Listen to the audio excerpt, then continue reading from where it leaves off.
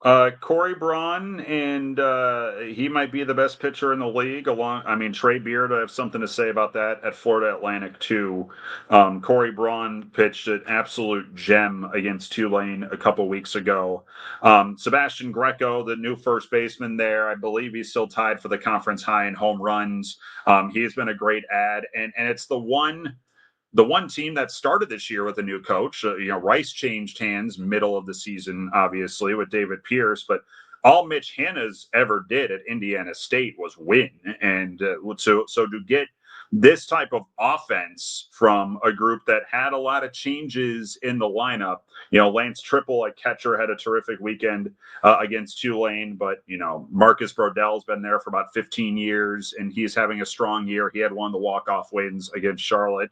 That's a very well put together top to bottom team.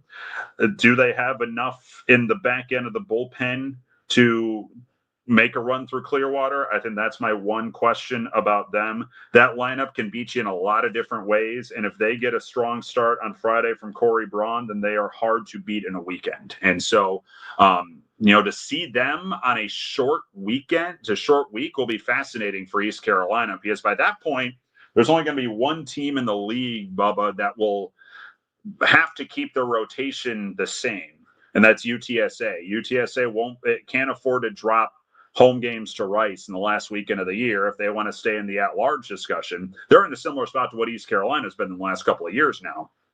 Everyone else can remake their rotation to set up for a run at the conference tournament. How South Florida does that, they'll want Corey Braun to pitch game one in Clearwater. So what will that look like against East Carolina the weekend before on a Thursday, Friday, Saturday?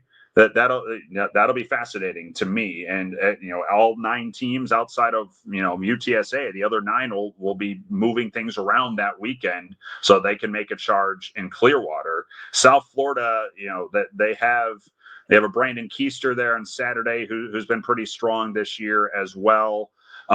That's a very complete team that Mitch Hannahs has, and I think it's surprising a lot of folks around USF just how strong they've been for most of this year, because I think there are a lot of unknowns in that roster, a lot of holes to fill, and they've been able to do so in the last weekend. What they did to Charlotte, like how those teams move from that weekend and how emotional that weekend was, I'll be fascinated to see, because that could be a weekend that really turns the tide for Charlotte in a bad way if they suffer the types of losses that they did.